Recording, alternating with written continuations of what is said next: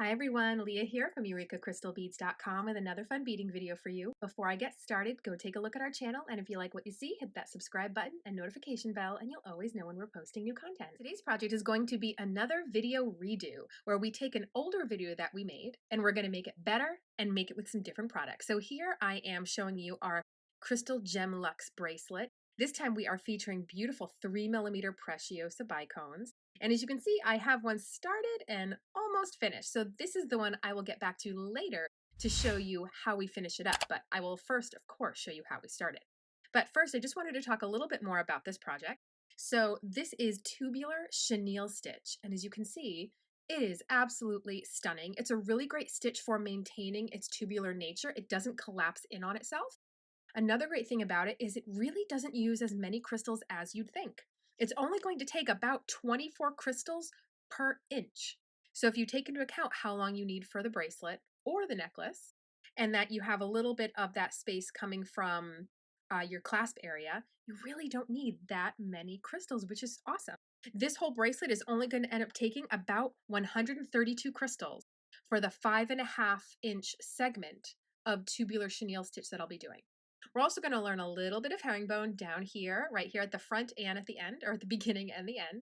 And yeah, I hope you guys love it. So now let me show you what we're going to need to get started. So another reason I love this project is because it's yet another design that doesn't take many things to make. And I know we all love that. We don't have to dig through our bead boxes or EurekaCrystalBeads.com to find 10,000 different things. So first, to start, we have the other half of the toggle clasp that I'll be using.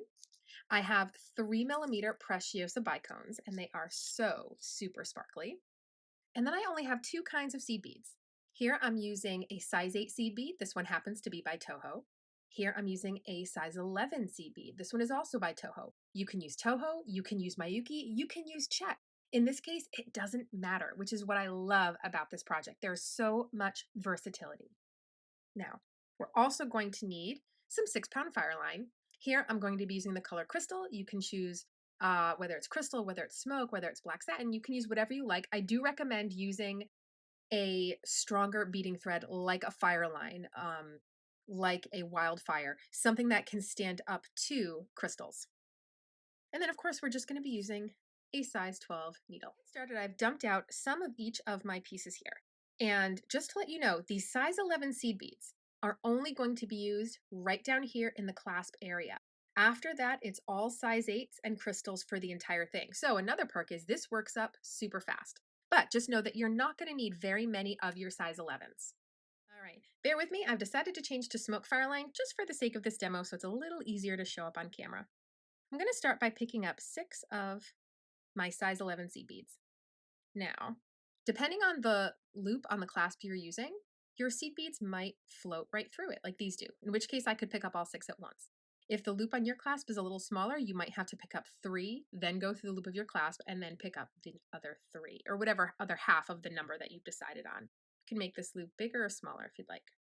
So we're going to leave a tail that's long enough that we can stick a needle on it later and weave it in. What we're going to do is we're going to take our tail and our working thread, and we're going to tie them in a square knot. And a square knot is like a double knot, but that second knot is backwards. So you do right over left and then left over right. And we're going to bring them down to our beadwork here. Now, just so you know, this knot is not what's going to keep this whole bracelet together. This whole area is going to get reinforced a lot, so you don't have to worry about that. Next, I'm going to pick up one more size 11, a size 8, and 3 size 11s. I'm going to bring these all the way down to my beadwork here. And I'm going to make what I call a little tree. This is the analogy I use when I teach people herringbone. So I'm going to make 3 little trees. This is the first one. And the way we do that is we go right down the very first of the 3 11s that I picked up in that little group of 3. And then we're going to secure it down by going back down through the 8, through that 11, and we're essentially going to go around that whole loop of seed beads. So whatever your needle happens to poke through first, go with it.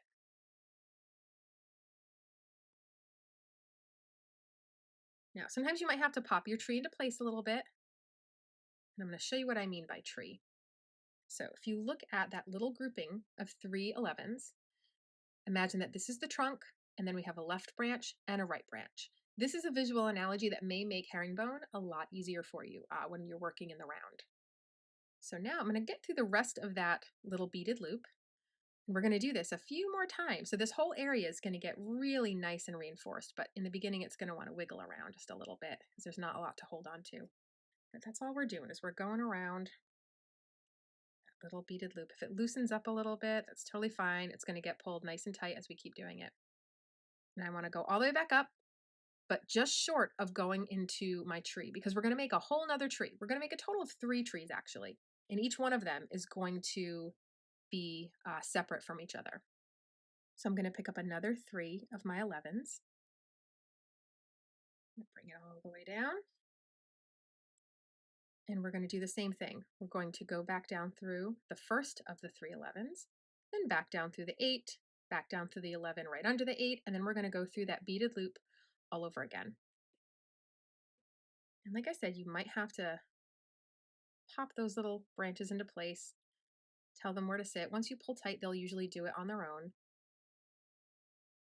We're going to go back down through that whole loop again. Yet again, reinforcing this whole area.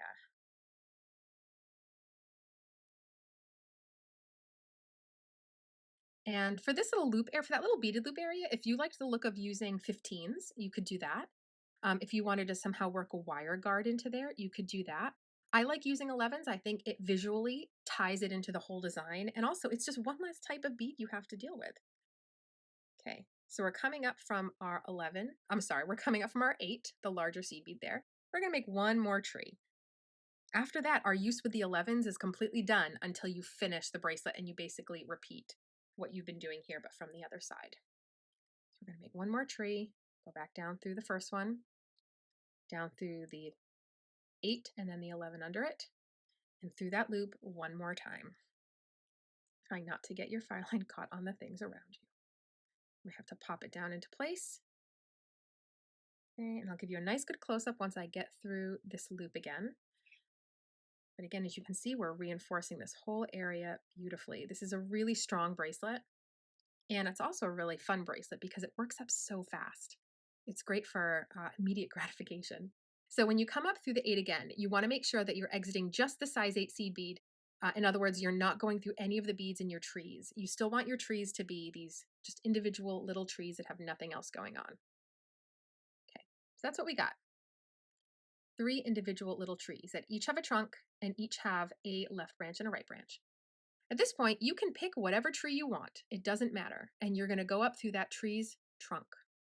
Now you have to decide, am I going to go up the left branch or the right branch? That may be determined by if you are right-handed or left-handed. I am right-handed, so I like to work counterclockwise. So to set myself up for that, I'm going to go through the trunk and then go through the left branch. If you are a lefty, you may prefer working clockwise, in which case you're going to go up through the trunk and then up through the right branch. But there are absolutely going to be exceptions to that rule, so I'm already expecting maybe comments on the video where someone says, I'm a righty and I like working clockwise, and that's totally fine. Just know that if you go through the left branch to start, you will end up setting yourself up to work counterclockwise. So for me, that's what I like. Okay, so now we're going to actually start our herringbone. And now see how it now looks like I'm coming up from the right branch? That's because your trees can still spin a little bit. So just make sure they don't spin. Make sure it's still oriented so you're coming up from the left branch. Once we get around once, that's not going to be an issue. That's not going to happen anymore. So now we're going to start our next row of tubular herringbone, but we're going to move to our 8ths. So I'm going to pick up 2 size 8ths. And if I'm coming up from the left branch of this tree, I'm now going to go down the right branch.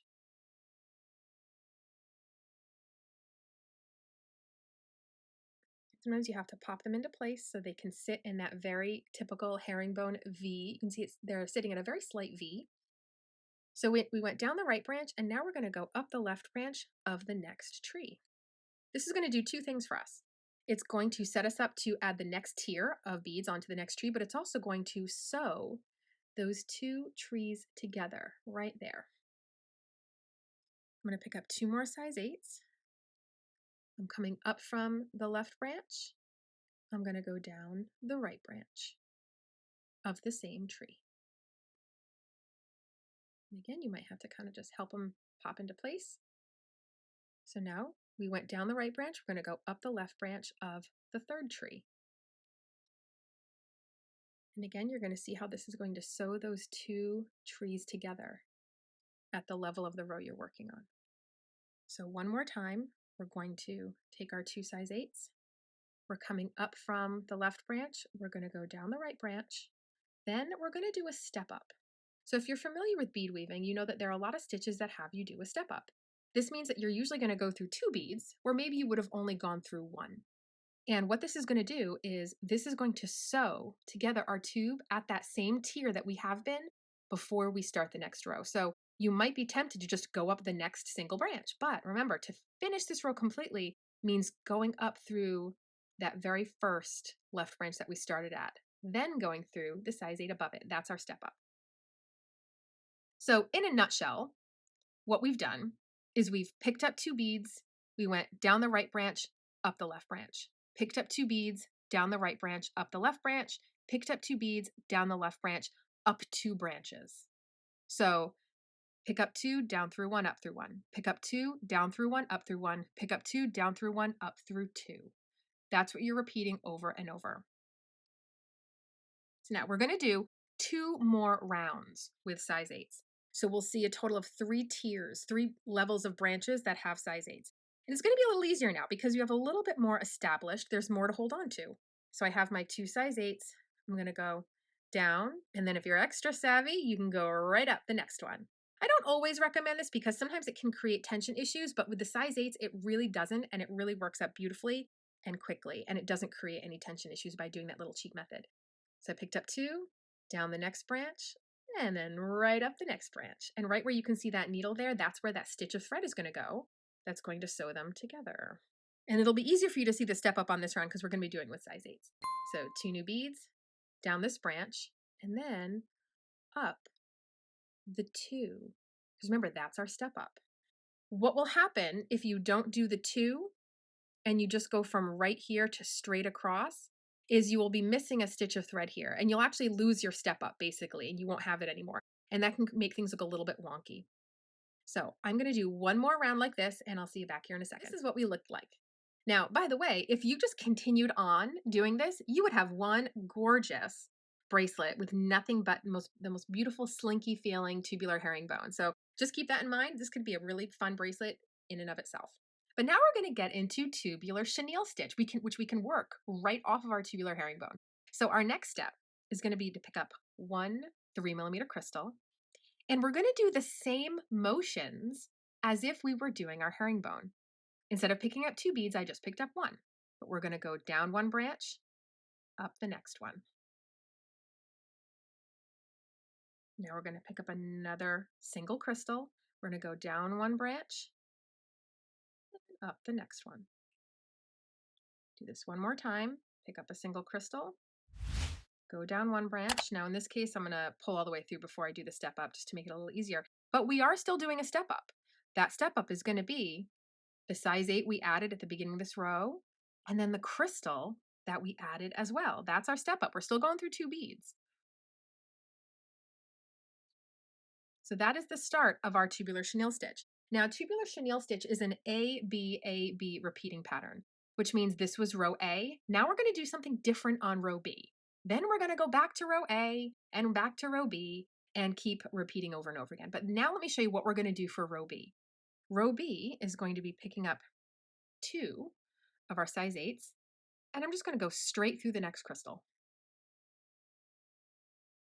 And I'm going to do that again, of course, because the nature of this pattern, the nature of this stitch rather, and I'm just going to go through the next crystal, pick up 2 more size 8s, and go through the next crystal. Now remember, we have a step up to do. So I just locked it down by going through that crystal, but then that second bead is right there waiting for us to go through. That is the end of the step up. Now we're back to row A. We're coming out of in between 2 size 8s, like we did when we were in our little tree area here. We're going to pick up a crystal and go down the other size 8 in that little pairing.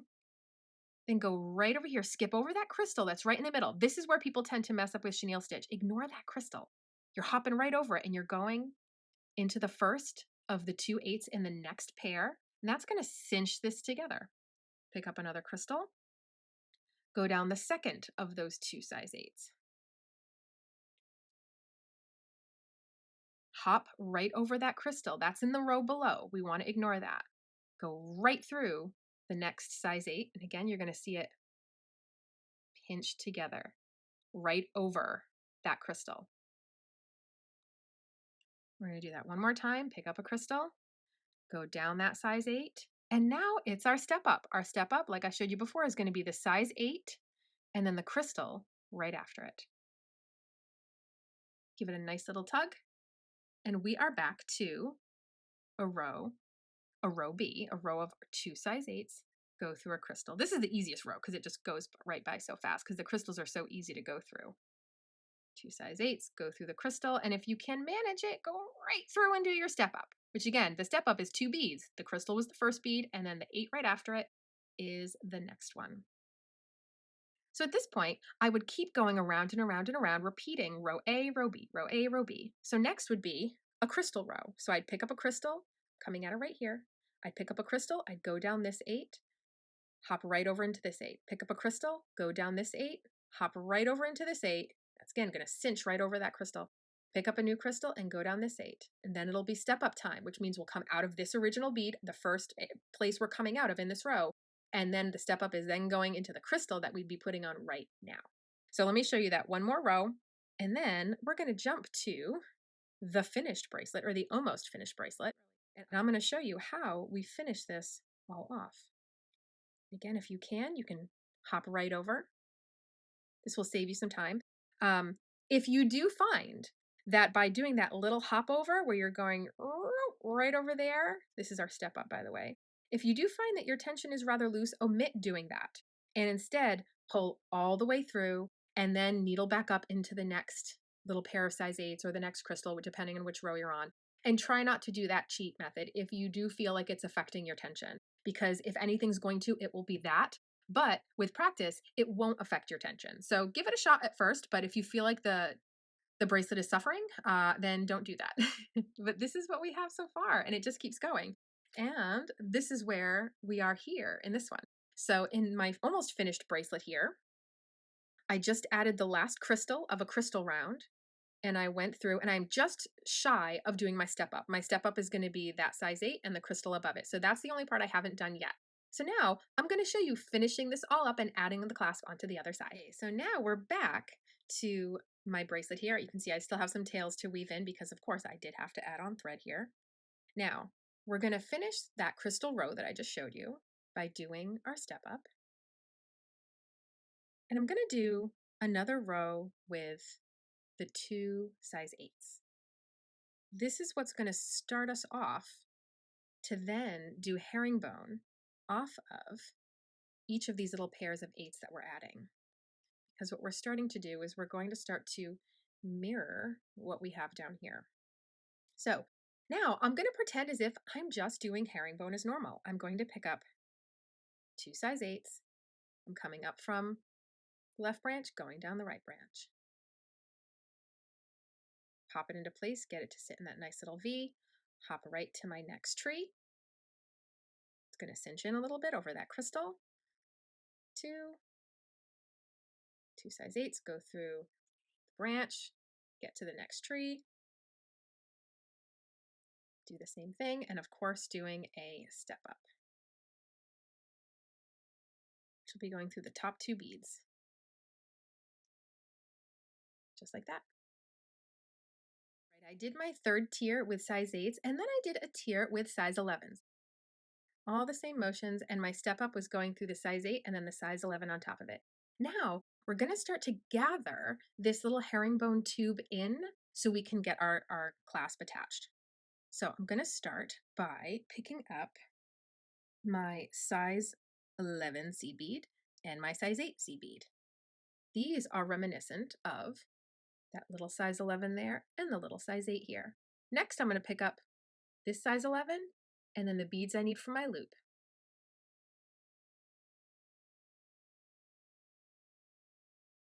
Oops, I forgot. Oh, there we go. Let's get one more on there.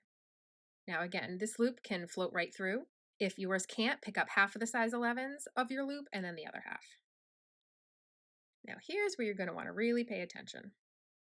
So remember how our loop, the 6 beads here, gets gathered down into a size 11 and then gathered down into the size 8. And then we would have 2 branches right over here, but we're just going to gather it in by using the 1 branch. So I'm going to go down the same single branch that I picked up and then down the other branch of the tree. Might be a little loosey-goosey here at first, but it won't be once we do the next one. So now I'm going to go up the left branch of the next tree. I'm going to pick up 1 new 11, and I'm going to go into the size 11 that gathers them, and the size 8 above it, and the 11 after that, and then head right on into my loop. So whatever my needle might happen to pop through is going to be fine. And this is where we can start to give it a nice little tug, and it's going to start to bring it in. I'm going to go through that loop here. You have to turn your beadwork around to make it a little easier. Oops, try not to get caught on yourself. We're going to go down the 11 that gathers them together, the 8 below that, and the 11 below that. And then right through the 11 that we added as the new branch, and then the other branch of the tree. Let me turn it around so you can see it from this direction. So let me use my little awl to point here. So this was the left branch. We picked up our beads, went all the way around, went through the 11 to gather it, and now I'm coming down the other branch. So it's essentially we're coming out of the same branch and then going down the same branch, but there's only going to be 1 11 gathered above them that we added new that step. Now we're going to go to the next one. Go up this branch. This branch is just going to get 1 seed bead sitting on top, just like the other ones, 1 seed bead. Then we're going to go up the gathered beads, so the 11, the 8, and the 11, and then our whole loop. So if your needle happens to pop through more, that's fine. But you can see how it's going to start to pull in. And eventually we're going to come back down, go through all this, come back down, and go through the other branch, which is going to fill in this whole little gap. It's going to all pull in beautifully and be nice and tapered. Get through that little loop there. Go through the gathered beads, so the 11, the 8, and the 11. And if you have a hard time finding where your new 11 is, don't worry about it yet. Just get through the 11, the 8, and the 11, the ones that you've been going through, so not the new one you picked up, and then you can turn and you're going to see, oh, there's this weird little hole there. That's because here's the new one we just picked up. Now we have to go down through the other branch, and that's going to help pull in this hole when we do our step up. So remember how the step up also sews together the last bit that you need sewn together. It's not just a matter of getting to the next tree. It also sews up a gap. Now we're going to do our step up. So the step up is going to be that first single bead that we added.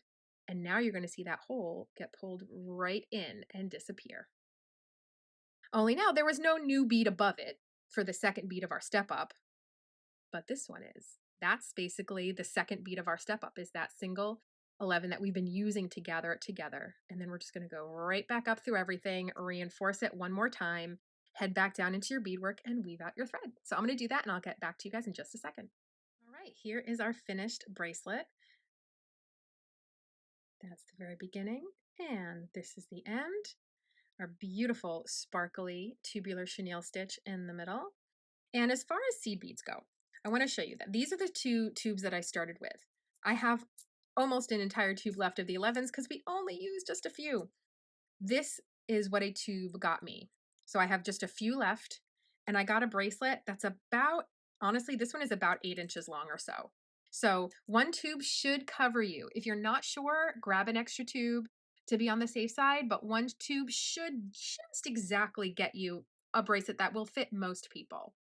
That's what we got. It's beautiful, it's sparkly, it works up nice and fast. It's really fun to work on too, because once you get into a rhythm, it's a lot of fun to work on. And it's really cost effective because it only has a few different pieces and doesn't eat up as much crystal as you think.